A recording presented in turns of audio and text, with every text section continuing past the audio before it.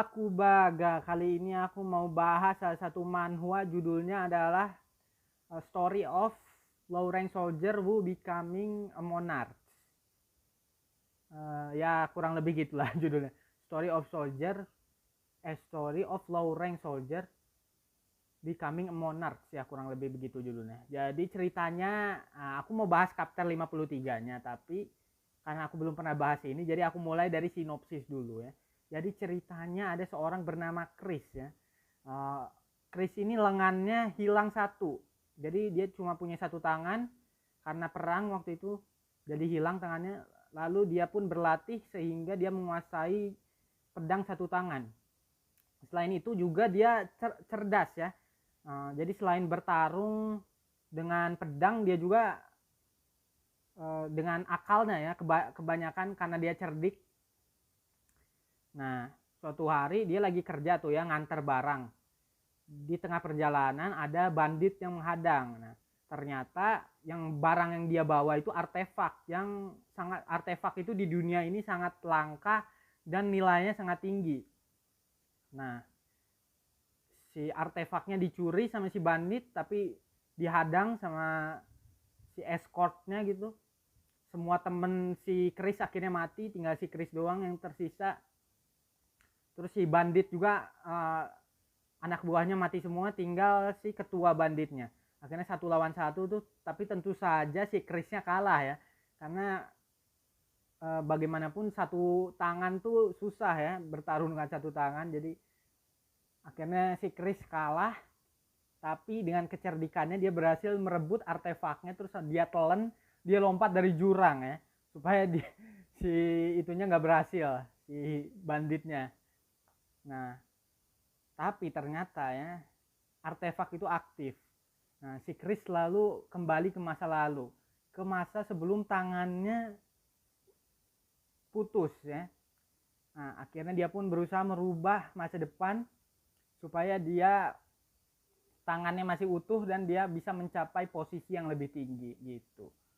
Nah, langsung aja kalau gitu aku bahas chapter ke 53-nya ya. Jadi si Chris ini setelah menang perang terus menguasai Wise ya. Wah, keren ya, dia udah menguasai Wise, terus sudah menang perang. Nah, tapi masalahnya satu ya, si kaun rambut kuning yang cabul itu ya, siapa tuh? Kaun itu ini apa ya? Kaun itu gubernur bukan ya? Ya pokoknya pemimpin di daerah situ lah ya. Karena bapaknya udah meninggal tuh kan, pas perang akhirnya dia yang naik kan, jadi dia bisa mengambil si Chris menjadi prajuritnya. Tapi untungnya dia diselamatkan oleh pangeran ketiga. Jadi si pangeran ketiga ngambil si Chris supaya masuk ke istana. Akhirnya dimulailah arc baru ya, dimana si Chris masuk ke kerajaan, ibu kota kerajaan. Dan di sana dia dielu-elukan oleh para warga karena dianggap pahlawan. Selama perang itu dia berhasil melindungi kerajaan ya, menghadang 2000 pasukan. Wah, gila, keren. Tuh, naik apprentice Chris ya, dielu-elukan tuh orang-orang. Di chapter ini juga si Chris bertemu dengan orang wanita misterius ya. Jadi menurut masa depannya Chris, nanti itu ada pedagang yang bakal sukses banget. Nah, feelingnya aku ya, pedagang itu adalah wanita yang bertemu dengan si Chris ya, si yang pendek ini nih, kayaknya sih ya. Kayak soalnya kan si Chris ini baru aja udah masuk kerajaan, jadi udah mulai punya keleluasaan untuk buat obat. Kan si Chris ini jago buat obat, kayaknya nanti dijualnya ke si pedagang ini deh, kayaknya ya.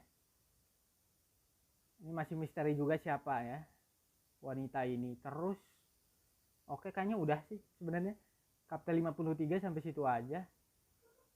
Terus sebenarnya aku itu awalnya menganggap remeh ya manhwa ini. Aku pikir jelek ya, soalnya artnya itu menurut aku kurang ya, gambarnya menurut aku kurang dibanding manhwa lain ya.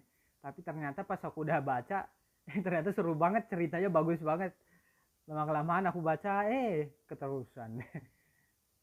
Eh, emang banyak ya manhwa yang kembali ke masa lalu tapi beda, ini jujur aja beda dan seru ya, beda dari yang lain menurut aku. Kalau kalian baca coba aja deh, beda dari yang lain. Oke deh, sampai sini aja review aku ya tentang chapter ke-53 ini. Oke, kalau gitu ya, ini bukan review sih sebenarnya, lebih ke spoiler ya. Spoiler ya, kita bahas bersama gitu. Oke deh, terima kasih sudah menyaksikan. Kalau gitu bye.